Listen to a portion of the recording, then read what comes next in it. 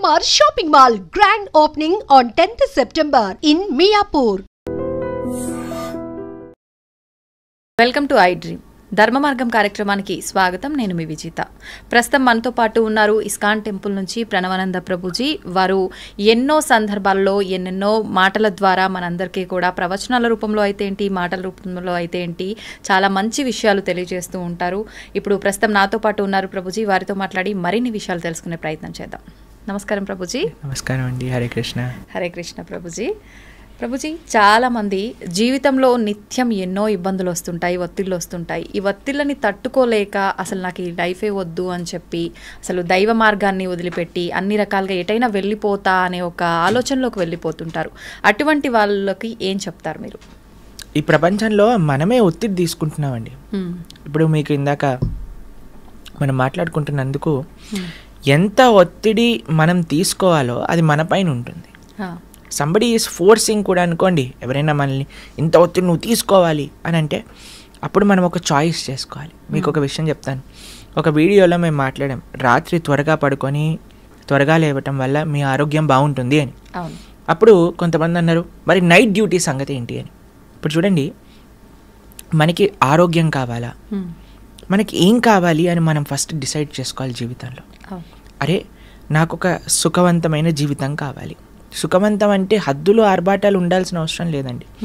మన కుటుంబంతో స్పెండ్ చేయడానికి మనకు సమయం ఉందా, మన ఆరోగ్యాన్ని మనం జాగ్రత్తగా చూసుకుంటున్నామా, ధర్మాన్ని చేయగలుగుతున్నామా, భక్తిని చేయగలుగుతున్నామా, ఒక సింపుల్ లైఫ్, ఏదైతే బ్యాలెన్స్డ్ లైఫ్, ఆరోగ్యంగా కుటుంబంతో సమాజం కోసం ధర్మం కోసం ఉండే ఒక జీవితం, అది మన లక్ష్యం అనుకోండి. మనం దానికి తగ్గట్టుగా ప్రయత్నం చేస్తాం. అవును. మనం ఏం చేస్తున్నాము అని అంటే ఒత్తిడి పెంచేసుకుంటున్నాం మన పైన. ఇప్పుడు ఇందాక మనం ఒక ఎగ్జాంపుల్ చెప్పాం, మన గ్రైండర్ తిరగటం. అప్పుడు ఏం చేసిందంటే, ఒకసారి మేము అలా చేస్తుంటే మా అమ్మగారు చెప్పారు, దాన్ని ఫస్ట్ పక్కన పెట్టు, కొద్దిసేపు వాడకు, చల్లారని, దాని తర్వాత మళ్ళీ గ్రైండ్ చేయి, అప్పుడు వస్తుంది. అప్పుడు ఫ్యాన్ వేసి చల్లార్చడానికి పెట్టేస్తాం, అదొకసారి చల్లార్చాక మళ్ళీ గ్రైండ్ చేసేస్తాం.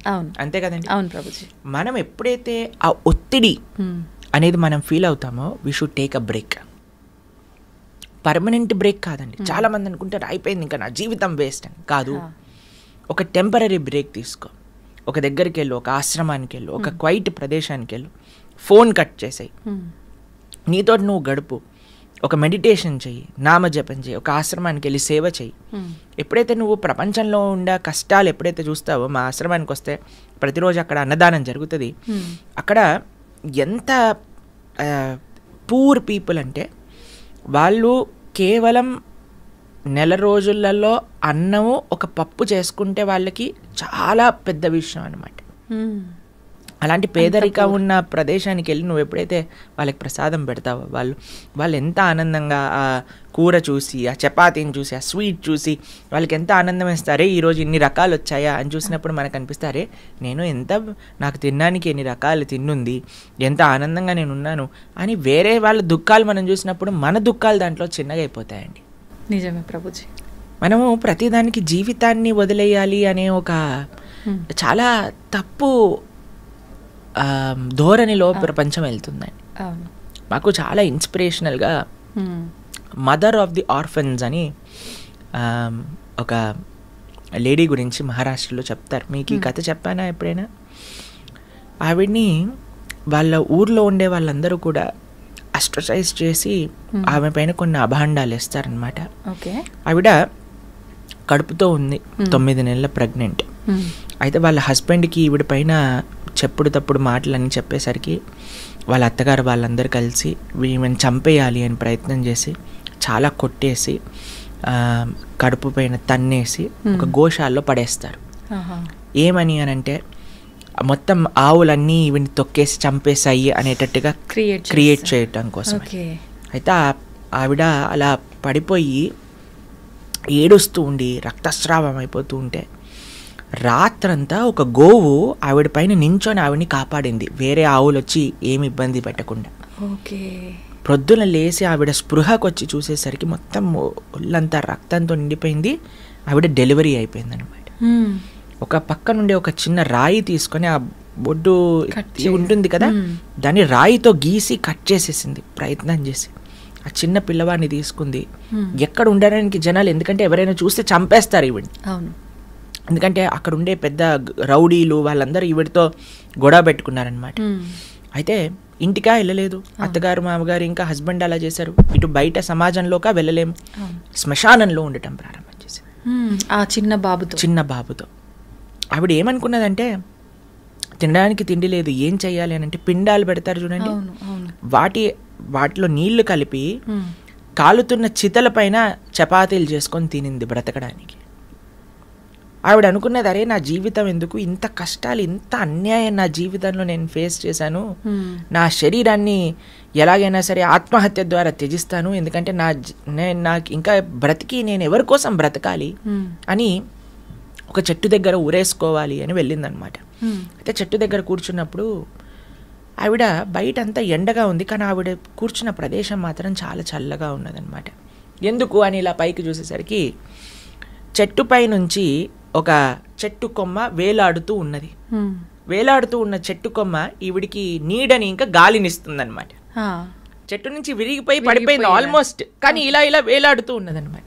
ఈవిడ అనుకున్నది, అరే ఒక విరిగిపోయిన చెట్టు కొమ్మ, దేనికి పనికి రాదు అనుకునే చెట్టు కొమ్మ నాకు ఆనందాన్ని ఇచ్చింది కదా, నేను కూడా జీవితంలో విరిగిపోయాను, నన్ను కూడా ఒక సమాజం నుంచి దూరం అయిపోయాను, కానీ నేను సంకల్పం చేస్తే, నేను ప్రయత్నిస్తే నేనెందుకు 10 మందికి మంచి చేయలేను అని ఆవిడ ఈ చిన్ని పిల్లవాడితో ఉండటమే కాకుండా అక్కడ ఉండే అనాథ పిల్లలందరినీ చేరదీసి, ఇప్పటికీ 100 మందిని చేరదీసి వాళ్ళందరినీ ప్రయోజకులుగా చేసి సమాజానికి అందించింది. మదర్ ఆఫ్ ది ఆర్ఫెన్స్ అని ఆవిడ పేరు అనమాట. చూడండి, ఆమె ఇబ్బందుల నుంచి బయటికి వచ్చి తను బతకడమే కాకుండా నలుగురికి చేరువుగా. ఎందుకు అండి, ఎప్పుడైతే వేరే వాళ్ళ యొక్క కష్టాన్ని చూసిందో. అవును, మీకు విషయం ఆశ్చర్యకరమైన విషయం చెప్పనా.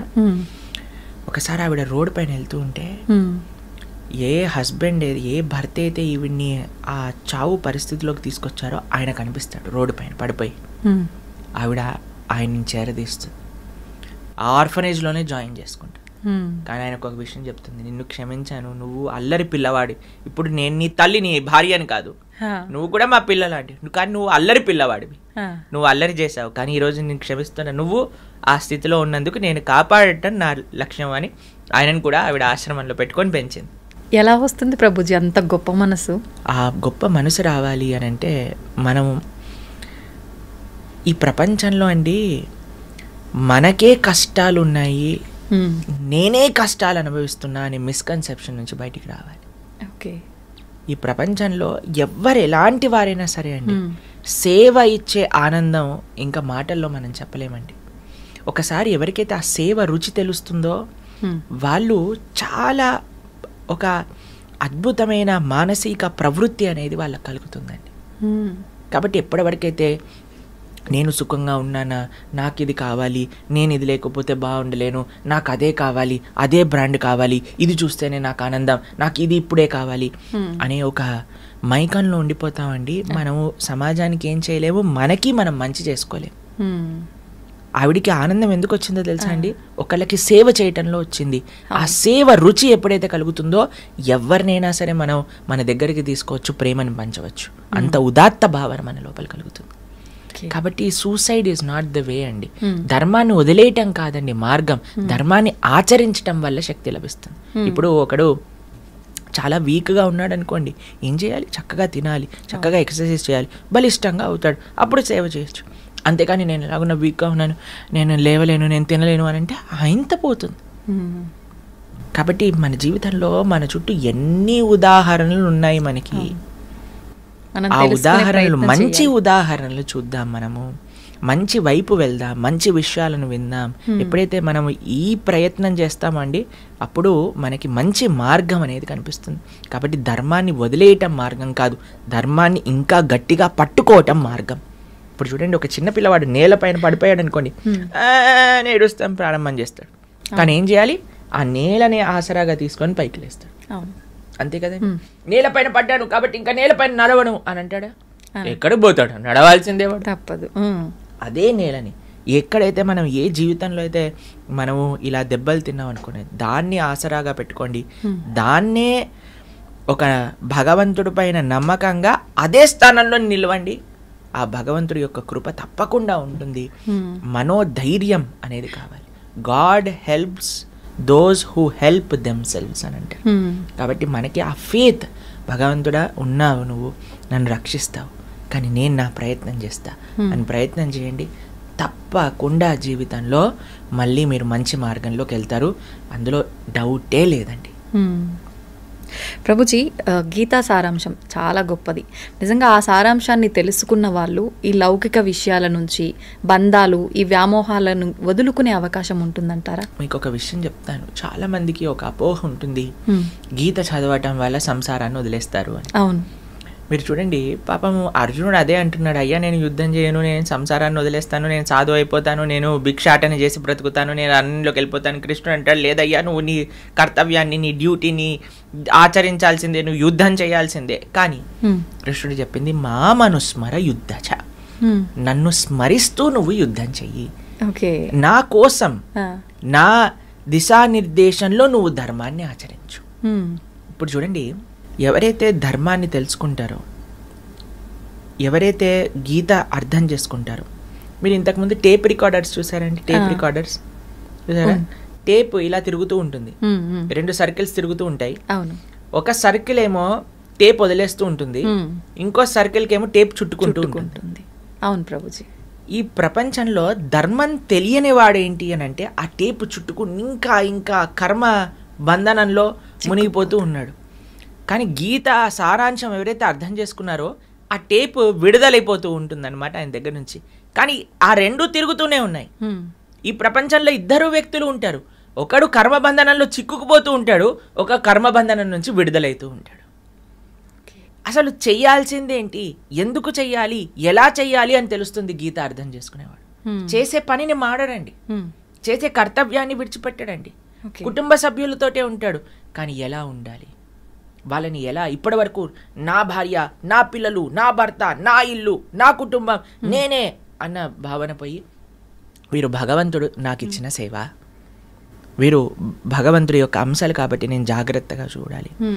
భగవంతుడిని ఎవరైతే అర్థం చేసుకుంటారో, గీతను ఎవరైతే అర్థం చేసుకుంటారో అండి, వాళ్ళ జీవితం ఎంత అద్భుతమైన మార్పు చెందుతుంది అంటే, సంబంధాలు, ఆరోగ్యం, సమాజంతో ఉండే ఒక రిలేషన్షిప్, బాధ్యతలు, వ్యక్తిగత ఆలోచనలు అన్నీ కూడా పరివర్తన చెందుతాయండి.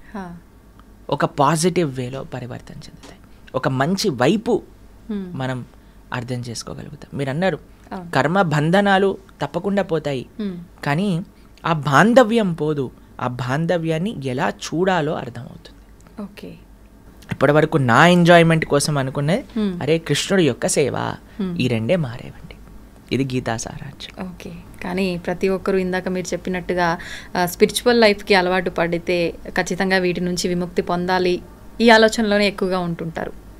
తప్పేమీ లేదు, అన్ని బాధ్యతలు నిర్వర్తిస్తూనే మనం భగవంతుడి మనసులో ఉండే భావన, మనసులో ఇన్నటి వరకు ఇది నాది అని అనుకున్నాం, కానీ ఈరోజు ఇది కృష్ణుడిది, నేను సేవకుణ్ణి అనే భావన రావాలి. ఓకే ప్రభుజీ, ఇప్పుడు గీతా సారాంశం గురించి తెలుసుకోవాలన్నా, పారాయణం చేయాలన్నా కూడా వద్దు ఈ సందర్భంలో అనే సమయాలు కానీ పరిస్థితులు కానీ ఏమైనా ఉన్నాయా? ఒక మంచి ఆఫర్ వచ్చారనుకోండి, మీకు ఈరోజు ఈ 1,00,000 రూపాయల చీర పైన 99% ఆఫర్ అంటే, ఇది ఆషాఢం కాదు కదా, వద్దులే నేను కొనుక్కోను అంటారా మీరు? అసలు ఏమంటారు, వీడేదో తిన్నరోడ్లా ఉన్నాడు, ఏంటి అకేషన్ లేకపోయినా ఆఫర్ పెట్టాడు, పదండి కొనుక్కుందాం అంటారు. అంతేనా అండి? అంతే. ఒక 1,00,00,000 రూపాయల వస్తువు మీకు 10 రూపాయలు ఇస్తాను అని అంటే ఎంత ఇంతూజియాస్టిక్గా పరిగెత్తాలండి. కాబట్టి గీత మానుషుణ్ణి ఉద్ధరించే ఒక శాస్త్రం. అది కాలాతీతం. ఎప్పుడు ఏ సమయంలోనైనా సరే ఎవరైతే మనిషి మంచి మార్గంలోకి వెళ్ళాలి, నాకు మంచి విషయాలు తెలుసుకొని నేను జీవితంలో మారాలి అని అనుకున్న మరుక్షణం గీత చదవచ్చు. వాటికి ఏ సమయము ప్రాతిపదిక లేదు. మన మనసులో ఆలోచన రావాలంతే, రావాలి అంటే భగవంతుడి యొక్క కృప ఉండాలంటే. సమయం లేదు, ఏం లేదు, చక్కగా కూర్చోండి, ఎక్కడైనా సరే, నిన్న మేము ఫ్లైట్లో వస్తున్నాం అనమాట, విశాఖపట్నంలో రామనారాయణము అనే ఒక ప్రదేశంలో విజయనగరంలో జరిగింది. రామాయణం పట్ల 3 రోజులు ఒక కాన్క్లేవ్ చేశారనమాట. ప్రపంచంలోనే అతిపెద్ద రామాయణ శాస్త్ర చర్చ. అందులో మేము లక్ష్మణుడు సర్వగుణ సంపన్నుడు అనే విషయం గురించి మాట్లాడాం. సాయంత్రం పూట వస్తున్నప్పుడు నా పక్కన కూర్చున్నారు ఒక ఆయన. ఆయన అన్నారు, ప్రభుజీ మాకు గీత చదవాలని ఉంది, ఏదైనా నియమాలు ఉన్నాయా, కిందే కూర్చోవాలి, ఈ సమయంలోనే చదవాలి. మేము ఎక్కడైనా మేము వెంటనే మా ఫోన్లో చూపించాం. అప్పుడు మేము 3rd చాప్టర్ భగవద్గీత చదువుతున్నాం అనమాట. విజయనగరం నుంచి విశాఖపట్నం ఎయిర్పోర్ట్ వచ్చే దారిలో. బ్రహ్మాండంగా ఎక్కడైనా సరే మనకి ఆ ఇచ్చ ఉండాలంతే. ఎక్కడైనా ఫోన్లోనైనా, పుస్తక రూపంలోనే, పైనైనా కిందైనా ఎక్కడైనా చదవచ్చు. కాబట్టి there is no time restriction, place restriction. చక్కగా ఆ భగవంతుడు ఏం చెప్తున్నారు అనే ఒక ఆతురత మనకు కావాలి. ప్రభుజీ, ఆడవారికి వీలు పడని ఆ 4 రోజుల సందర్భంలో కూడా చదివితే తప్పేమీ లేదా? చదువుకోవచ్చు, ఏం పర్వాలేదు. ఓకే, నిజంగా చాలా మందిలో ఈ డౌట్ ఎక్కువగా ఉంటుంది. ప్రభుజీ, శ్రీకృష్ణుడు అనగానే ఆయన లీలలతో పాటు ఆయన ధరించిన నెమలి పింఛము, ఆయన చేతిలో ఉన్న పిల్లన గ్రోవి, ఫ్లూట్, ఇవి ప్రతి ఒక్కరూ గుర్తు చేసుకుంటారు. ఏంటి ఇవి ధరించడం వెనకాల ఆంతర్యం ఏమైనా ఉందంటారా? చూడండి, ఒక్కొక్క భగవానుడి యొక్క చేతిలో ఒక్కొక్క ఆయుధాలు చూస్తూ ఉంటాము. త్రిశూలం ఉంటుంది, లేదా సుదర్శనం ఉంటుంది, కానీ శ్రీకృష్ణుడు బాణం ఉంటుంది, అన్నీ ఉంటాయి. కానీ భగవంతుడు మాత్రం ఫ్లూట్ పట్టుకున్నాడు అనమాట. వీటితో ఏం పని లేదు. ఆయన జస్ట్ హీఈస్ అ చార్మర్ అనమాట. సర్వాకర్షతీతి కృష్ణ అని అంటారు. అందరినీ ఆకర్షించే స్వభావం కలిగిన వాడు శ్రీకృష్ణ భగవానుడు. భర్గాపీఠం నటవరవపు కర్ణయోర్కర్ణికారం బిభ్రద్ భాసత్ కనక కపిశం వైజయంతీం చమాలాం రంధ్రాన్ వేణురదరసుదయా పూరయన్ గోపవృందే బృందారణ్యం స్వపదరమణం ప్రావిశద్గీత కీర్తి. ఆయన ఎప్పుడు ఫ్లూట్ వాయిస్తూ ఉంటారు. కృష్ణుడు బృందావనంలో ఫ్లూట్ వాయిస్తుంటే యమునా నది, పారే యమునా నది రాయిలా అయిపోయేది అనమాట. రాళ్ళేమో అవి జలపాతాలుగా పారటం స్టార్ట్ చేసేవి. అంటే ఆయన ఫ్లూట్ యొక్క మాధుర్యత ఎంతది అని అంటే, ఆయన నించుండే ఆ రాయి కరిగిపోయి ఆయన పాద చిహ్నములు పడిపోయాయి అనమాట ఆ రాయిపై. ఎప్పుడైతే శ్రీకృష్ణ భగవానుడు గోవర్ధనుడిని ఎత్తారో, తన యొక్క ఎడమ చేతి చిటికని వేలిపైన తమ స్నేహితులందరూ ఒకటే కంగారులో వస్తారు, కృష్ణ ఫ్లూట్ వాయించ, కృష్ణ ఫ్లూట్ వాయించ, కృష్ణ ఎందుకు వాయించద్దు అంటున్నారు అంటే, అరే మనం ఫారెస్ట్లో ఆడుకోవడానికి వెళ్ళినప్పుడు నువ్వు ఫ్లూట్ వాయించేటప్పుడు ఆ రాళ్ళన్నీ కరిగిపోయేవి, ఇప్పుడు ఇంత పెద్ద గోవర్ధనం కరిగిపోయింది అనుకోండి, మనందరం ఇక్కడే ఉండిపోతాము, మనందరి పైన ఒక సమాధి వచ్చేస్తుంది, నువ్వు ఫ్లూట్ వాయించటమా పువ్వు అని అంటారు అనమాట. అంత మధురం అండి. కృష్ణుడు ఎందుకు వేణుగానం చేస్తారు అంటే, రాయిని కూడా కరిగించటము అని అంటే, మన యొక్క హృదయం కూడా రాయి లాంటిదండి, ఒక బండ అని అంటారు చూడండి. మన హృదయం కూడా చాలా కఠినం అయిపోయింది. మీరు చూడండి, రాయి లోపలికి నీళ్ళు ఇంకమండి, కానీ ఒక స్పాంజ్ ఉందనుకోండి, స్పాంజ్ నీళ్ళలో పెట్టంగానే మొత్తం పీల్ చేసుకుంటాం. ఎవరి అయితే హృదయం కఠినంగా ఉంటుందో వారికి భక్తి రసం అనేది కలగదండి.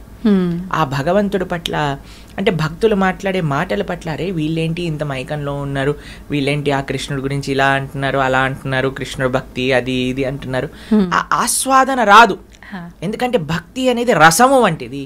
ఆ రసము పీల్చుకోవాలి అని అంటే మన హృదయం కఠినంగా ఉండకూడదు, మన హృదయం ఒక స్పాంజ్ లా ఉండాలి. మరి కఠినమైన హృదయం నుంచి స్పాంజ్ అవ్వాలి అని అంటే ఏం చేయాలి? వేణుగానం, కృష్ణుడి యొక్క వేణుగానం అని అంటే భగవంతుడి యొక్క మాటలు, భగవంతుడి యొక్క వాక్కులు ఒక సుందరమైన శబ్ద రూపంలో వచ్చాయి.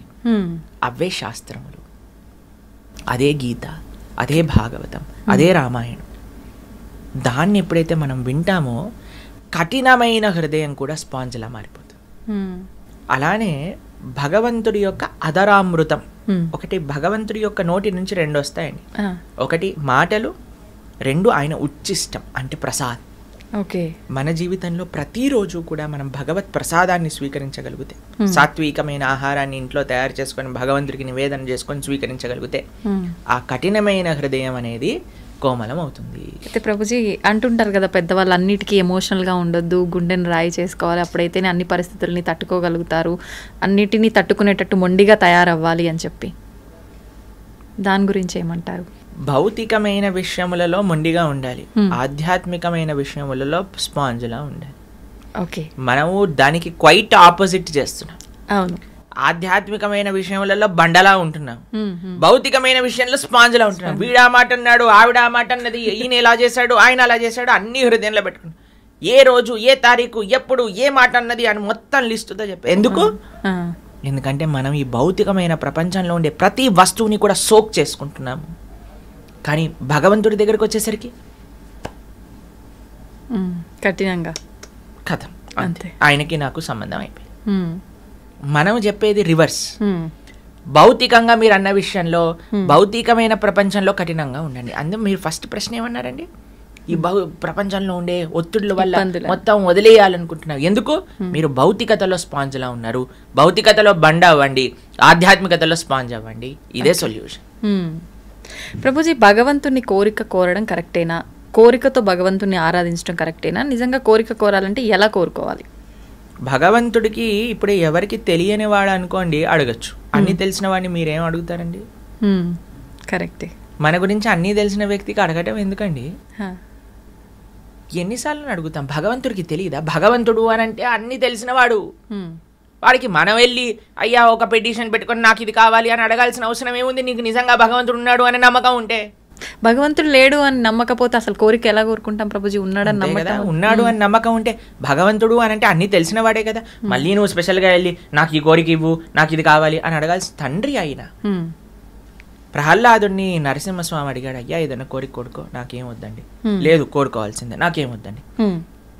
లేదు కోరుకోవాల్సిందే అని అంటే ప్రహ్లాదుడు అన్నాడు, అబ్బా ఇంత తెలివిగా ఆలోచిస్తున్నావు, కోరికలు ఇచ్చి నువ్వు తప్పించుకుందాం అనుకుంటున్నావా నరసింహ? నాకు కోరికలు వద్దు, నాకు నువ్వు కావాలి. అయ్యా నేను ఎలాగనో నీ వాడినే అయ్యా, నేను నీ కోసమే వచ్చాను, నీతోటే ఉంటాను, కానీ కోరిక కోరుకో. చూడండి భక్తుడిని, ప్రహ్లాదుడు ఎంత చిన్న పిల్లవాడు, 5 సంవత్సరాల పిల్లవాడు. కౌమారాత్ ఆచరేత్ ప్రాజ్ఞో ధర్మాన్ భాగవతానిహ. అంతా 5 సంవత్సరాల పిల్లవాడికి తెలుసండి కోరిక అవసరం లేదు భగవంతుడిని కోరుకోవడానికి. మనం భగవంతుడు కావాలి అని కోరుకోవాలి, కానీ ఈ కోరిక ఆ కోరిక మనకు అవసరం లేదు. స్వామి చేస్తాడు, మనము ఆయన దగ్గర పిల్లవాడిలా ఉంటే చేస్తాడు.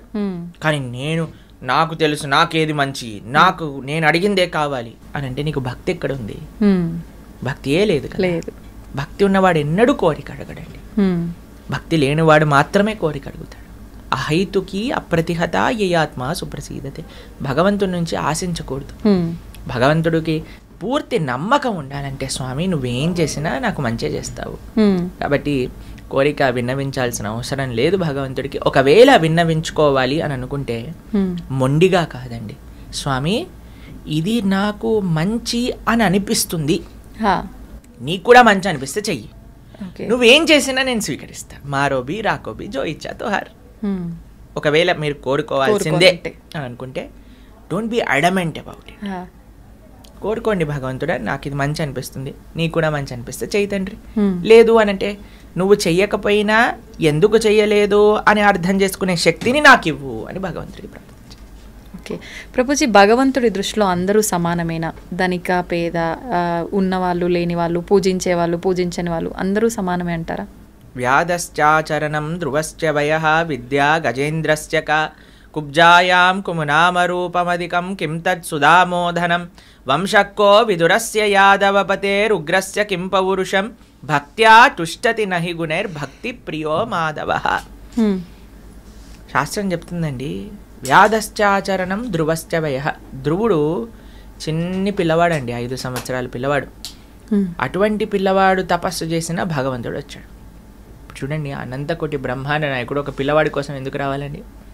అయినా సరే ధ్రువుడు కోసం వచ్చాడు స్వామి. ధ్రువశ్చ వయః విద్యా గజేంద్రస్య క. గజేంద్రుడికి ఏమైనా విద్య ఉందా అండి? ఒక ఏనుగు. అయినా సరే గజేంద్రుడు ప్రార్థన చేశాడని వచ్చాడు భగవంతుడు. విద్యా గజేంద్రస్య క కుబ్జాయాం కిమునామరూపమధికం. కుబ్జ అనే ఒక స్త్రీ, అష్టవంకర్లు కలిగిన కూని అంటారు. ఏదో అందమైన రుక్మిణీ దేవి, చాలా రుక్మిణీదేవి యొక్క అందం చూసి అందరు కళ్ళు తిరిగి కింద పడిపోయేవారట. అటువంటి వాటిని కృష్ణుడు పెళ్లి చేసుకున్నాడు అని అంటే కుబ్జ ఒక అష్టవంకర్లు కలిగిన ఒక కూని. అటువంటి కుబ్జకి కూడా భగవంతుడు కృపనిచ్చాడు కదా మథురలో. ఆయనకు అందంతో సంబంధమా చెప్పండి? లేదు. కుబ్జాయాం కిమునామ రూపమధికం కిం తత్ సుధామోధనం. సుధాముడు కుచేలుడు తన దోతీలలో 100 నాట్లు ఉండేవి ఆయనకి. కృష్ణుడి దగ్గరికి తీసుకెళ్ళడానికి ఏమీ లేకపోతే ఆయన కొన్ని అటుకులు పాపం ఒక చిన్న సంచిలో కట్టుకొని వేలాడి తీసుకొని వచ్చాడు ఆయన దగ్గరికి. ఈయనేమో ద్వారకకి అధిపతి, 16,108 సువర్ణ భవనములతో ఉండే ఒక సామ్రాజ్యాధిపతి శ్రీకృష్ణ భగవానుడు. కానీ చూసాడా అండి ఈయన ఏం బ్రాండెడ్ క్లోత్స్ వేసుకోవట్లేదు, ఈజ్ నాట్ అలౌడ్ కాదు కదండి. సుధాముని కూర్చోబెట్టి తన పాదాలను ప్రక్షాళన చేసి రుక్మిణీదేవి శిరస్సు పైన జల్లి ఆయన జల్లుకొని చామరం చేస్తుంది రుక్మిణీదేవి.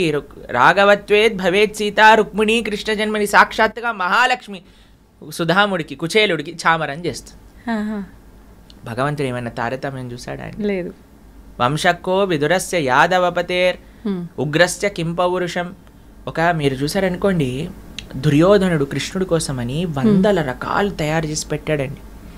అలా ఆయన ముందు నుంచి వెళ్ళిపోయాడు. విదురుడు, దాసీపుత్రుడైన విదురుడి దగ్గరికి వెళ్ళిపోయాడు. వాళ్ళ ఇంట్లో అట్టి పండ్లే ఉన్నాయండి కృష్ణుడు వెళ్ళిన సమయానికి.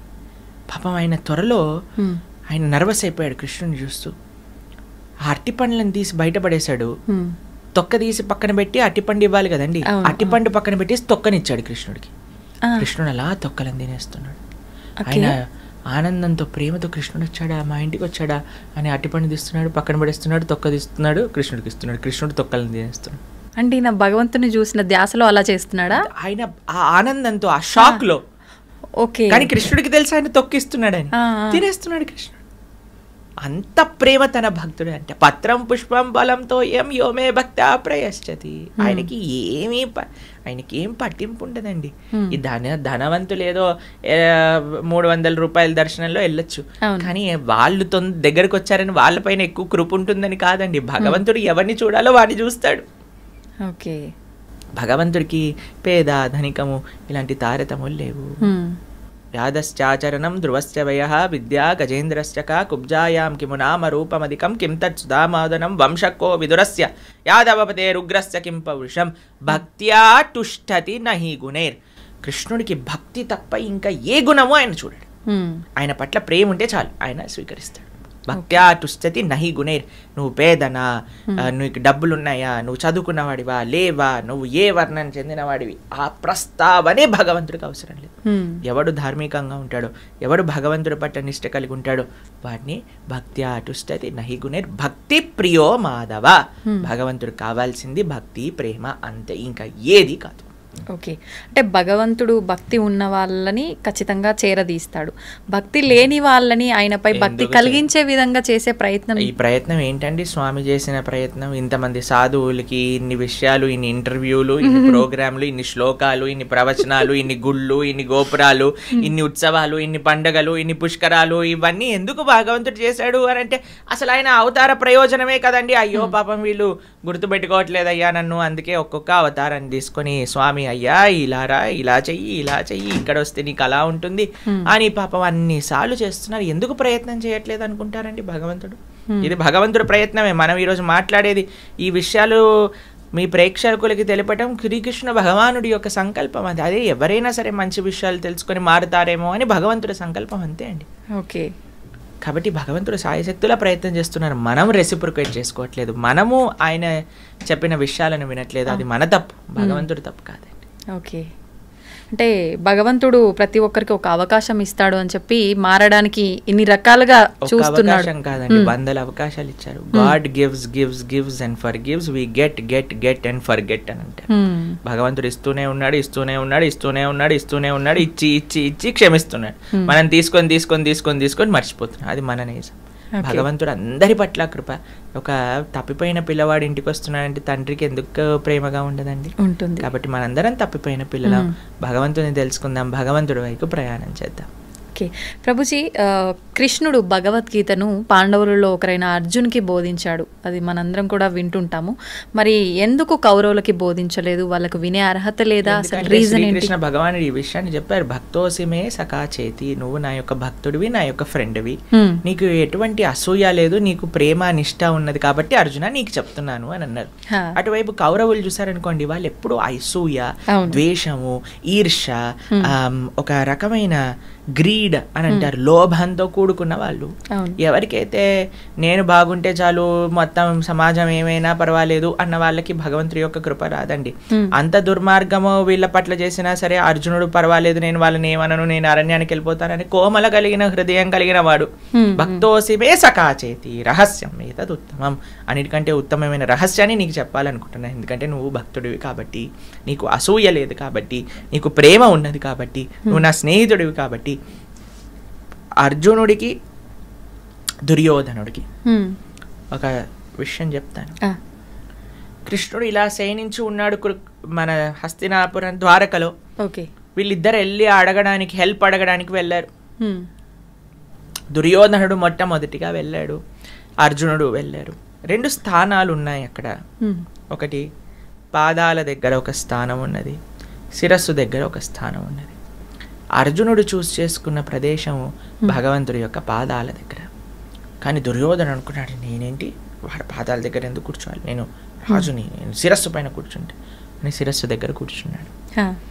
సరే అని కృష్ణుడు లేచి చూసేసరికి ఫస్ట్ అర్జునుడు కనిపించాడు. అయ్యా నీకేం కావాలి, ఈయనకి టెన్షన్ ప్రారంభం అయిపోయిందనమాట. ఎలా నారాయణీ సేన అని అడుగుతాడేమో అని. అయ్యా నాకు నువ్వు తప్ప ఇంకెవ్వరొద్దు అని అడిగాడు. దుర్యోధన అమ్మయ్య బతికిపోయాను, నారాయణ సేన అడగలేదు, నారాయణ సేన.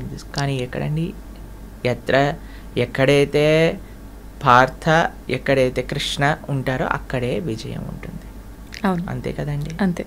కాబట్టి అర్జునుడికి దుర్యోధనుడికి ఇది డిఫరెన్స్. ఒకడు కృష్ణుడి యొక్క సేవకుడు అనుకుంటున్నాడు, ఒకడు కృష్ణుడినే సాచించాలి అనుకుంటున్నాడు. అందుకే వాడు అర్హత కాదు జ్ఞానాన్ని. ఎవరికి తెలుసా అండి, శ్రద్ధావాన్ లభతే జ్ఞానం. ఎవరికైతే శ్రద్ధ ఉంటుందో వారికి మాత్రమే జ్ఞానం లభిస్తుంది. శ్రద్ధ వినయం వల్ల వస్తుంది. అర్జునుడికి వినయం ఉన్నది, దుర్యోధనుడికి వినయం లేదు. మీకు ఇంకొక విషయం చెప్తాను. కృష్ణుడిని ఒకసారి అడుగుతారు, అయ్యా నీకు అర్జునుడు అంటే ఎందుకండి ఇంత ఇష్టము అని అంటే, సరే చూపిస్తాను పదా అని అర్జునుడి యొక్క కుటీరానికి తీసుకెళ్తారనమాట. కురుక్షేత్ర యుద్ధంలో పాపం దెబ్బలన్నీ తగిలి చాలా అలసిపోయి రోజంతా యుద్ధం చేసి అర్జునుడు శయనిస్తే ప్రతి ఒక్క హృదయంలో ఉండే ప్రతి ఒక్క నాడి లోపల నుంచి కృష్ణ కృష్ణ కృష్ణ కృష్ణ కృష్ణ అనే శబ్దం వస్తుంది. అర్జునుడి యొక్క శరీరంలో ఉండే ప్రతి అంగం నుంచి. అంత ప్రేమ అర్జునుడికి కృష్ణుడు అంటే. అటువైపు దుర్యోధను చూసారనుకోండి, దుర్యోధనుడి దగ్గరికి ఒకసారి కృష్ణుడు వచ్చినప్పుడు సభకి వాళ్ళ యొక్క మినిస్టర్స్కి చెప్తారు, ఏయ్ ఎవ్వరు కూడా కృష్ణుడు చూస్తే లేవకూడదు అంటే. లేదండి ఆయనను చూస్తే ఆటోమేటిక్గా నించుంటా. సరే ఎవరు కృష్ణుడిని చూడకండి, నన్ను చూడండి, నేను కూర్చుంటాను, కృష్ణుని చూడాల్సిన అవసరం లేదు, నేనేం చేస్తానో అది చెయ్యండి, నేను కూర్చుంటాను కదా మీరు అందరూ కూర్చోండి. సరే అండి అందరు మినిస్టర్లు కూర్చున్నాడు, దుర్యోధనుడు కూర్చున్నాడు. శ్రీకృష్ణ భగవానుడు ఎప్పుడైతే ఆ సభలోకి వచ్చారు ఫస్ట్ నించుంది దుర్యోధనుడు. దుర్యోధనుడు చూసిన మంత్రులు అందరు నించున్నారనమాట. అంటే అంత అసూయ ద్వేషము దుర్యోధనుడికి ఉండింది కృష్ణుడి పట్ల. ఆ కృష్ణుడు వచ్చి ఆ సింహాసనం పైన కూర్చున్నప్పుడు ఆయనని సంహరించాలి అనే ఒక కుట్ర కూడా పన్నినారనమాట. అప్పుడు కృష్ణుడు విశ్వరూపాన్ని దర్శింపజేశారు.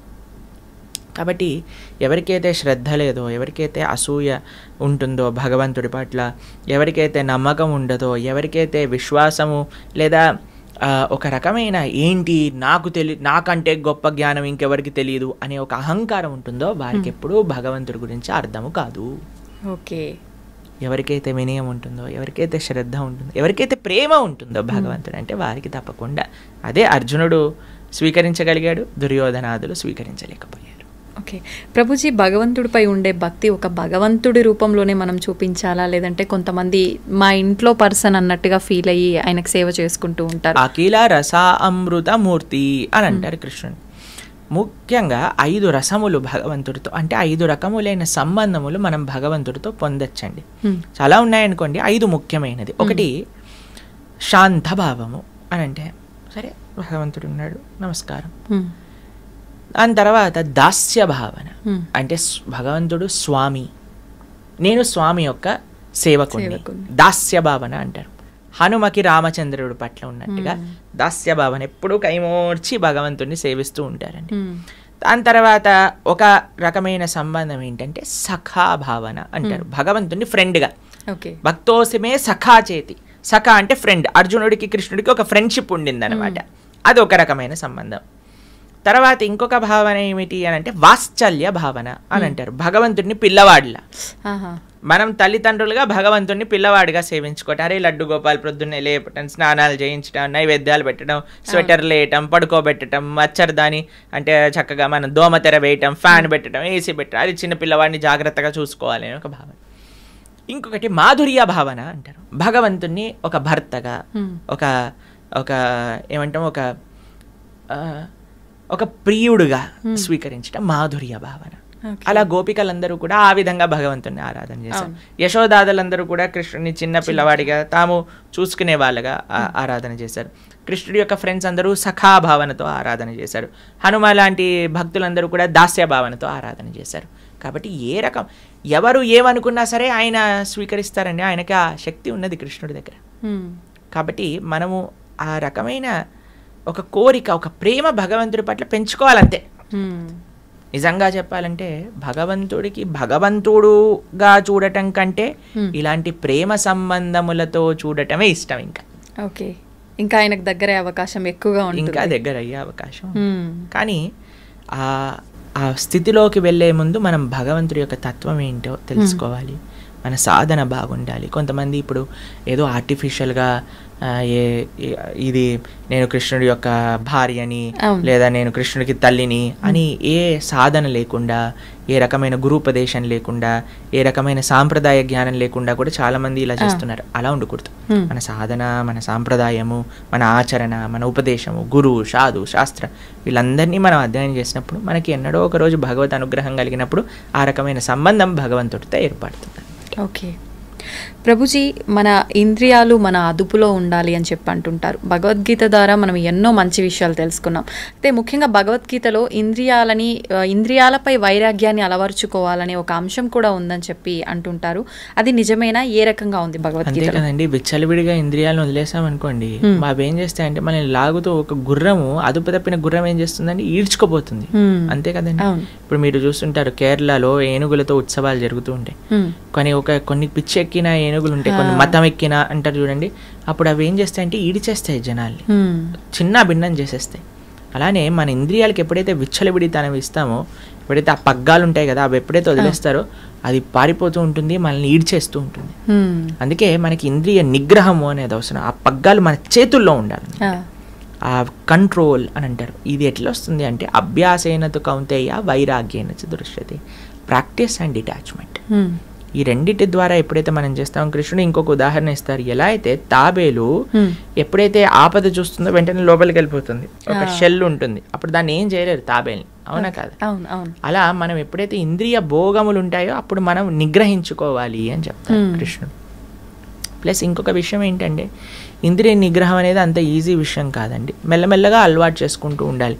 అందులో మొట్టమొదటి స్టెప్ ఏంటంటే పోస్ట్ పోనింగ్ అని అంటారు. మనసు ఇప్పుడు నీకు అడిగిందని, మనల్ని ఇప్పుడు చెప్పిందని, ఇప్పుడు మాకు గొంతు సహకరించట్లేదు మాట్లాడడానికి, కానీ మేము ప్రయత్నం చేస్తున్నాం మాట్లాడడానికి. కానీ మా మనసు అనుకోండి, ఐస్ క్రీమ్ తిని ఇప్పుడు చాలా బాగుంది, ఐస్ క్రీమ్ కావాలి. నాకు తెలుసు, అరే నా గొంతు బాగాలేదు, కానీ మనసు అంటుంది పర్వాలేదులే, ట్యాబ్లెట్లు వేసుకుంటున్నావు కదా, ఐస్ క్రీమ్ తిను. సరేలే ఎలానో ట్యాబ్లెట్ వేసుకుంటున్నాను కదా, డాక్టర్ చెప్పారు కదా 5 రూపాయలు పోతుంది, సరే ఐస్ క్రీమ్ కొనుక్కొని తినేసాను అనుకోండి, అప్పుడు ఏమవుతుంది, ఇంకెక్కువ ఇబ్బంది. మనసు ఏం చేస్తుంది తెలుసా అండి, మనసు అమ్మయ్యా వీడు నా మాట విన్నాడు అంటే, నేను చెప్పింది వీడికి తప్పని తెలిసినా చేస్తున్నాడు అంటే వీడు నా మంచి శిష్యుడిగా తయారయ్యాడు, కాబట్టి ఇప్పుడు వీడితో ఆడుకుంటా అని ఒకదాని తర్వాత ఆర్డర్ చేయటం ప్రారంభం చేస్తుంది. మనసు చేస్తుంది కదా, ఈ ఇంద్రియం, కళ్ళంటే ఇది చూపించు, చేతులంటే అది చేయించు, పాదాలంటే అటెళ్ళు అని మొత్తం మనల్ని 4 వైపులకి కూడా ఈడ్చేస్తూ ఉంటాయి. మీకు విషయం చెప్తాను, చేపకి సముద్రంలో చాలా తిండి ఉంటుందండి, చాలా ఉంటుంది, సముద్రంలో లేనిది ఏముందండి. కానీ ఆ జాలరి ఒక నెట్ లోపల వేసే ఒక చిన్న క్రిమి కోసం నోటిని కంట్రోల్ చేసుకోక వస్తుంది, పట్టుబడుతుంది, శరీరాన్ని విడిచేస్తుంది. కరెక్ట్. ఒక మిడుగుడు పురుగు అంటే లైట్ పురుగు అంటారు చూడండి, అవి దీపం కాంతి ప్రకాశం అరే ఎంత బాగుంది ఎంత బాగుంది ఎంత బాగుంది ప్రకాశం అని ఆ ప్రకాశం దగ్గరికి రావడానికి ప్రయత్నం చేస్తాయి, 2 రెక్కలు కాలిపోతాయి, కింద పడిపోతుంది, శరీరాన్ని విడిచిపెట్టేస్తాయి. ఒక ఏనుగు, ఒక వేటగాడు ఒక ఆడ ఏనుగు ఒక రూపంలో గడ్డితో తయారు చేసి కిందంతా కూడా తవ్వేసి ఈ ఏనుగుని పైన పెడతాడు. ఆడ ఏనుగు దగ్గరికి వెళ్ళాలి అనే త్వరలో ఈ మొగ ఏనుగు ఆ గుంతలో పడిపోతుంది. దంతములు పెకలించి శరీరాన్ని ఆ ఏనుగుని సంహరించి తోలుని తీసుకొని వెళ్ళిపోతాడు వేటగాడు. ఒక స్పర్శ అనే ఇంద్రియాన్ని నిగ్రహించుకోలేక ఏనుగు తన జీవితాన్ని పాడు చేసేసుకుంది. ఒక జింక, వేటగాడు చాలా స్వీట్గా మొరలి వాయించేసరికి పరిగెత్తుతూ ఎక్కడి నుంచి ఈ స్వీట్ సౌండ్ వస్తుంది అని ఎక్కడైతే వేటగాడు ఉన్నాడో వాడి దగ్గరికి వెళ్ళి కూర్చొని పట్టేసుకొని తీసేసుకుంటాడు. కస్తూరి మృగము అని ఉంటుంది. యాక్చువల్గా తన సొంత పొట్టలో నుంచి కస్తూరి వాసన వస్తుందన్నమాట. ఆ వాసన ఎక్కడుంది అని తిరిగి శక్తిని మొత్తం ఇది చేసి నిర్జీవింపబై కింద పడిపోతుంది. ఎవరో ఒకళ్ళు వచ్చేసి దాన్ని పట్టేసుకొని వెళ్ళిపోతారు. ఒక్కొక్క ఇంద్రియాన్ని నిగ్రహించుకోక ఒక్కొక్క జాతియే మనకి నశిస్తూ కనిపిస్తుంది. కానీ మానవుడి దగ్గర 5 ఇంద్రియములు కూడా కంట్రోల్లో లేవు. ఎంత విశేషమైన ప్రమాదం చెప్పండి. కాబట్టి మన ఇంద్రియములు మనము నిగ్రహించుకోవాలి అని అంటే మనతో అవ్వని పని అండి. కానీ ఎప్పుడైతే మనం భగవంతుడికి శరణాగతి చేస్తామో, భగవంతుడికి అసాధ్యం ఏంటంటే అంత పెద్ద కొండ. ఇప్పుడు మేము బృందావనం వెళ్తున్నాం, గోవర్ధనంలో ఉండబోతున్నాం. అక్కడ గోవర్ధనగిరి 21 కిలోమీటర్లు, అటువంటి గోవర్ధన పర్వతాన్ని ఎత్తిన వాడికి ఇంకా ఏంటి అసాధ్యం చెప్పండి. అటువంటి శ్రీకృష్ణ భగవాను ఎప్పుడైతే మనం శరణు పెడతామో అప్పుడు మన యొక్క ఇంద్రియాలన్నీ కూడా నిగ్రహింపబడతాయి. ఓకే ప్రభుజీ, మనం వింటూ ఉంటాం ప్రతిరోజు కూడా దిష్టి తగిలిందని చెప్పి, నరదిష్టి చాలా ఇబ్బంది పెడుతుంది అని చెప్పి, అది ఉంటుంది అని జనాలు నమ్ముతుంటారు. దీన్ని తొలగిస్తామని చెప్పి చాలామంది రకరకాల ప్రయత్నాలు చేస్తుంటారు. రకరకాల అదొక వ్యాపారంగా తయారయ్యింది. నిజంగా ఇవన్నీ ఉన్నాయా? వీటిలో భగవద్గీతలో ఏం చెప్పారు? ఫస్ట్ భగవద్గీతలో ఏం చెప్పలేదు, కానీ ఒక బేసిక్ కామన్ సెన్స్ మీరు చూసారనుకోండి, అసలు దిష్టి తెచ్చుకోవటం ఎందుకు? ఫస్ట్ దిష్టికి అన్నిటికంటే మూలం ఏంటి అని అంటే మనకి ఉన్నదానికంటే ఎక్కువగా చూపించుకోవటం, లేదా ఉన్నది మొత్తం మనము. ఇప్పుడు చూడండి, డెఫినెట్లీ వీ హ్యావ్ టు ఏమంటారు దాన్ని అని అంటే అతిగా జనాల యొక్క ఆకర్షణ ప్రయత్నం చేయటం, అది ఉండకూడదు మనకి. ఎప్పుడైతే మన జీవితంలో ఉండే విషయాలన్నింటినీ కూడా మనం పెట్టేస్తామో బయట, ఎప్పుడైతే మనము సమాజంలో ఉన్నప్పుడు ఒక రకమైన పరిణితి, హద్దు లేకుండా మనం మితిమీరిపోయి బిహేవ్ చేస్తామో, ఎక్కువగా చూపించుకోవాలి అనే ఒక ప్రయత్నం మనకు ఉన్నదనుకోండి, అప్పుడు ఏమవుతుంది అని అంటే వేరే వాళ్ళ యొక్క అన్నెసెసరీ అట్రాక్షన్. అన్ని కళ్ళు మంచివి కాదు కదండి. కాబట్టి మనకి చెడు వాళ్ళు ఎప్పుడైనా మనకి చెడు ఆశించి మన వైపు ఆ విధంగా చూసారనుకోండి, దాన్ని దృష్టి అని అంటారు. కాబట్టి అది నుంచి బయటకి రావాలి అని అంటే మనకి మెయిన్ థింగ్ ఏంటంటే మనం ఎంత సింపుల్గా ఉండాలి. ఒకటి ఏంటి అని అంటే అన్నెసెసరీ అట్రాక్షన్ గెయిన్ చేసుకోవడానికి ప్రయత్నం చేయకూడదు. తర్వాత ఆ దృష్టి మనల్ని ఎఫెక్ట్ చేయకుండా ఉండాలి అని అంటే మీకు ఒక విషయం చెప్తాను. మనం ఎప్పుడైనా సరే ఇంటి నుంచి వెళ్ళే ముందు భగవంతుడికి ప్రార్థన, మన పూజా ఆలయంలోకి వెళ్ళి, మాకు అందరికీ అలవాటు ఈ విషయం, నాకు తెలిసి ఎంతమందికి ఉందో తెలియదు, కానీ మేమైతే ఎక్కడైనా కార్యక్రమానికి వెళ్తున్నా ఏం చేస్తున్నా సరే ఫస్ట్ భగవంతుడికి వెళ్ళి, స్వామి ఇది మీ సేవగా ఈ రోజు చేస్తున్నాము, ఈ కార్యక్రమానికి వెళ్తున్నా, మీ దయ ఉంచండి అని చేస్తాం. మళ్ళీ ఇంటి నుంచి రాగానే ఫస్ట్ మనం ఏం చేయాలంటే పాద ప్రక్షాళన చేసుకోవాలి. బయట నుంచి రాగానే పాద ప్రక్షాళన చేసి కాళ్ళు చేతులు ముఖం అంతా శుభ్రంగా చేసుకొని చక్కగా మనం ఆలయాన్ని, మన పూజా మందిరానికి వెళ్ళి భగవంతుడికి వేడుకోవాలి, తండ్రి ఇది ఈ కార్యక్రమం దీనికోసం ఇలా చేసాము, క్షేమంగా తెచ్చుకున్నందుకు థ్యాంక్ యూ. చిన్న చిన్న చిట్కాలు ఉంటాయి.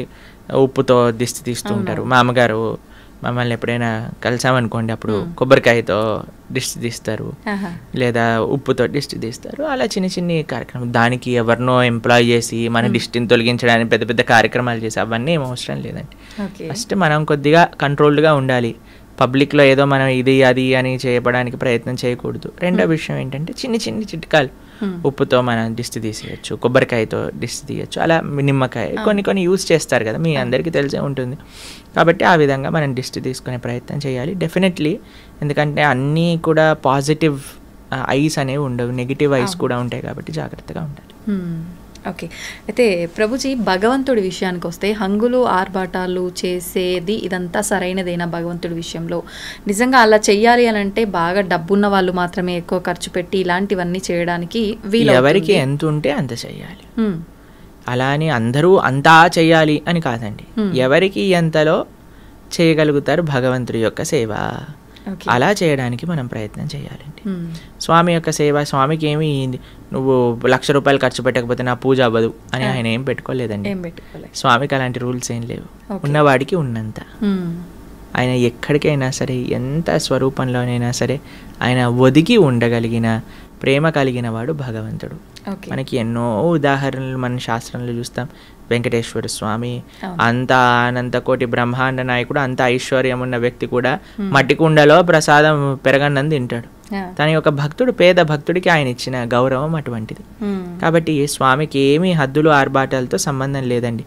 కానీ మిగతావన్నీ హద్దులు ఆర్భాటాలు చేసి భగవంతుడికి ఒక్కటే హద్దులు ఆర్భాటాలు చేయకపోవటం తప్పు. ఓకే, అర్థమైందా? కాబట్టి భగవంతుడి దగ్గరికి వచ్చేసరికి ఎందుకు అవసరం అని మిగతావన్నీ ఎక్స్ట్రావగెంట్గా చేశారనుకోండి, అది తప్పు అవుతుంది. కానీ మనకి ఉన్నంత ప్రేమతో భగవంతుడికి పత్రం పుష్పం ఫయంతోయం యోమే భక్తా ప్రయశ్చతి, ప్రేమతో ఎంత చేసినా ఆయన స్వీకరిస్తాడు. ఓకే ప్రభుజీ, చాలామంది చూస్తుంటాం ఒక కోరిక కోరుకోవడము, కొద్ది రోజులు ఒక దేవుణ్ణి పూజించటము, తర్వాత వాళ్ళు అనుకున్నది నెరవేరకపోతే ఆటోమేటిక్గా వేరే దేవుడి సైడ్ మారిపోవడము, ఎవరైనా అంటే సోషల్ మీడియాలో ఒక దేవుడి గురించి ఎక్కువ ప్రత్యేకంగా చూపించడం వల్ల ఆ దేవుడికి అట్రాక్ట్ అయిపోయి అటు మారిపోవడము, ఇలా రకరకాలుగా చూస్తుంటాం. నిజంగా దేవుళ్ళని మార్చడం అనేది కరెక్టే అంటారా? మనకి ఇవన్నీ ఎందుకు వస్తుంది అని అంటే, నా కోరిక తీరాలి అనే ఒక భావన ఉంది కాబట్టి ఆ కోరిక నుంచి ఫస్ట్ ఆ మెంటాలిటీ నుంచి బయటికి రావాలి. భగవంతుడికి ఇప్పుడు చూడండి, ఒక దగ్గర ఒక చిన్ని పిల్ల చాలా అల్లరి చేస్తుంది అనమాట. వాళ్ళమ్మ పాట్ అని ఒక చెంపమైన స్లాప్ చేసిందనమాట. ఆ చిన్ని పిల్ల అని ఏడుస్తూ మళ్ళీ వాళ్ళ అమ్మని పట్టుకుంది. ఏం చేయాలి? వాళ్ళ అమ్మని వదిలేసి వెళ్ళిపోవాలి. కానీ ఆ పిల్ల అలా కాదు, అని ఏడుస్తూ వాళ్ళ అమ్మని పట్టుకుంది. అప్పుడు అయ్యో అని వాళ్ళ అమ్మ ఇదే చేసి మళ్ళీ కలిసిపోయి వెళ్ళిపోయారు అనమాట. ఆశ్రమంలో మేము చూసాం ఈ సిచ్యువేషన్. కాబట్టి భగవంతుడు ఏం చేసినా సరే ఆయననే మనం ఆశ్రయించాలి. అందుకే కదా నాకు ఈ కోరిక తీరితేనే ఈ నిన్నట్టు లేకపోతే లేనట్టు అని మతాలు కూడా మార్చేస్తున్నారు కదా జనాలు. ఎంత అన్యాయం చూడండి, మతాన్ని మార్చేసుకుంటున్నారు. దేనికోసం? అసలు ఈ హిందువులు వాళ్ళ శాస్త్రాలు వాళ్ళకి తెలియదు, అర్థం చేసుకోవడానికి ప్రయత్నం చేయట్లేదు. ఎవడో ఒకడు వచ్చి ఇది కరెక్ట్, ఇది లేకపోతే నువ్వు ఇది అది అని పిచ్చి మాటలు మాట్లాడి మా దగ్గరకు వచ్చేసే కష్టాలన్నీ పోతాయి. ఈ కష్టాలు పోవు. ఈ ప్రపంచంలో ఉన్నంత వరకు కష్టాలు అనుభవించవలసినదే. కాబట్టి నీ ధర్మం నీకున్నప్పుడు దాన్ని ఆచరించు, అంతేకాని ఎదుటివాడి దగ్గరికి. అందుకే నేను చెప్తున్నాను, ఫస్ట్ ఆధ్యాత్మికవేత్తలు ఆపాల్సిన విషయం ఏదన్నా ఉంటే భగవంతుణ్ణి కోరికలు తీర్చే ఒక ATM మషిన్గా ప్రజెంట్ చేయటం ఆపేయాలి. కోరికలు అడగడానికి భగవంతుడు కాదు, భగవంతుడి కోరికలు తీర్చడానికి, భగవంతుడి యొక్క సేవ చేయడానికి మనం ఉన్నాము. ఇది నిక్కచ్చైన నిజమే. ప్రభుజీ, భగవంతుడిని కోరుకుంటారు, మొక్కులు మొక్కుతారు, ఆ మొక్కులు నెరవేరుస్తుంటారు. ఇదంతా నిజంగా భక్తి అనుకోవాలా, ఒక వ్యాపారం అనుకోవాలా? వ్యాపారమే కదండి. మీరు కొనుక్కున్నారు, EMIలు కడుతున్నారు అని అంటే అది వ్యాపారమే కదా. అవును. భక్తి అంటే భక్తిలో కోరిక ఉండదు, భక్తిలో సేవ ఉంటుంది. Love means sacrifice, love means service. ప్రేమ అంటే త్యాగము, ప్రేమ అంటే సేవ. భగవంతుడి పట్ల భక్తి అంటే ఏంటో తెలుసా అండి? భక్తి అంటే ప్రేమ. ప్రేమ ఉన్న దగ్గర, ఇప్పుడు మిమ్మల్ని ఒకళ్ళు ప్రేమిస్తున్నారు అని, ఒకళ్ళు, మీకు మెటీరియల్ ఎగ్జాంపుల్ చెప్తాను.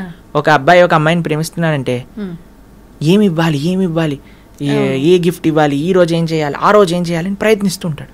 అంతే కదండి, ఎలాగైనా సరే ఇంప్రెస్ చేయాలి ప్రయత్నిస్తూ ఉంటాడు. భగవంతుడి పట్ల ప్రేమ అంటే నాకు ఇది కావాలి, నాకు అది కావాలి. అలాంటి వాళ్ళని ఏమంటారు తెలుసా అండి? నాకు ఒకళ్ళు ఎక్స్ప్లెయిన్ చేస్తున్నారు, అటువంటి వాళ్ళు ఉంటే దాన్ని టాక్సిక్ పర్సనాలిటీ అంటారట. ఎవరైతే ఎప్పుడు కూడా ఏం తీసుకోవాలి అని చూసేవాడిని టాక్సిక్ రిలేషన్షిప్ అంటారు.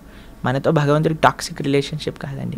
మనకి భగవంతుడి పట్ల భక్తి అనే మాట మీరు వాడుతున్నారు అని అంటే స్వామికి ఏ సేవ చేయగలుగుతాను, స్వామికి ఏ విధంగా ఆరాధన, స్వామి యొక్క మాటలు విని నేను ఎలా మారగలుగుతాను, స్వామి యొక్క సేవగా 10 మందికి ఎలా నేను మంచి మార్గాన్ని తెలుపగలను, ఎలా సమాజానికి, దేశానికి, ధర్మానికి సేవ చేయగలను అని ఆలోచించడమే భక్తి. అయితే ప్రభుజీ, చాలామంది ఇప్పుడు ప్రస్తుతం ఉన్న సమాజంలో చాలా బిజీగా ఉన్నాం, మేము మా కుటుంబానికి టైం ఇవ్వలేకపోతున్నాము, మేము భగవంతునికి టైం ఎలా ఇవ్వాలి, ఎలా ఆయన మార్గంలో వెళ్ళాలి మేము అనుకునే వాళ్ళకి ఏం చెప్తారు? అలా అనుకుంటుంటారు చాలామంది. ఏం లేదండి, మనం దేనికోసం మనం ప్రియారిటీ ఇస్తే, ఏది మనకి ఇష్టం అనిపిస్తే దానికి మనం సమయం ఇచ్చి తీరుతాం. ఒకసారి మేము ఒక దగ్గర కూర్చున్నాం, ప్రసాదం తీసుకుంటున్నాం అనమాట. నా పక్కన ఇంకొక ఆయన ఉన్నారు. ఆయన అన్నారు, నా కడుపు నిండిపోయింది, నాకేం వద్దు అన్నారు. సరే అని వెళ్ళిపోయారు. వడ్డించే వాళ్ళందరూ అడుగుతున్నారనమాట, అయ్యా ఇది తీసుకోండి, వడ తీసుకోండి, గారె తీసుకోండి, పులిహోర పెట్టుకోండి, దద్దోజనం పెట్టుకోండి అని అంటే, నా కడుపు చాలా నిండిపోయింది, అయ్యా పోండి పోండి, నన్ను అడగండి అని అంటున్నాను. కొంతసేపు అయిపోయాక ఒక ఆయన గులాబ్ జాములు పట్టుకొని వచ్చాడు అనమాట. ఆయన కూడా పాపం ఈయన వద్దు వద్దు అన్నాడు కదా, నా దగ్గరికి వచ్చేసాడు. ఎందుకు వెళ్ళిపోయావు, నాకు ఇవ్వు గులాబ్ జామున్. అదేంటండి మీ కడుపు నిండిపోయింది, పొట్ట పగిలిపోతుంది అన్నారు. అంటే స్వీట్కి జాగుందిలేండి అని అన్నారు. ఎందుకంటే అరే ఏమైందిరా ఇప్పటి వరకు పొట్టలో జాగలేదు అంటే స్వీట్ అంటే ప్రభుజీ నాకు చాలా ఇష్టం ప్రభుజీ. ఇష్టం ఉన్నప్పుడు అంత పొట్ట పగిలిపోతున్నా జాగ ఏర్పడుతుంది. ఎందుకు? నీకు ఇష్టం ఉంది కాబట్టి. మనము ధర్మం పట్ల ఇష్టం పెంచుకోవాలి, భగవంతుడి సేవ పట్ల ఇష్టం పెంచుకోవాలి. ఎప్పుడైతే మనకి ఇష్టము అని అనిపిస్తుందో, దేన్నైతే మనం ప్రయారిటీ అనుకుంటామండి దానికి సమయం ఏర్పడుతుంది. దేన్నైతే మనం జీవితంలో ముఖ్యము అని అనుకుంటే దానికి సమయం ఏర్పడుతుంది. కాబట్టి భగవంతుడు ముఖ్యము, ధర్మం ముఖ్యము, సేవ ముఖ్యము అని అనుకుంటే ఆ భగవంతుడు ఆ కాలస్వరూపంలో మనకి దానికి సమయం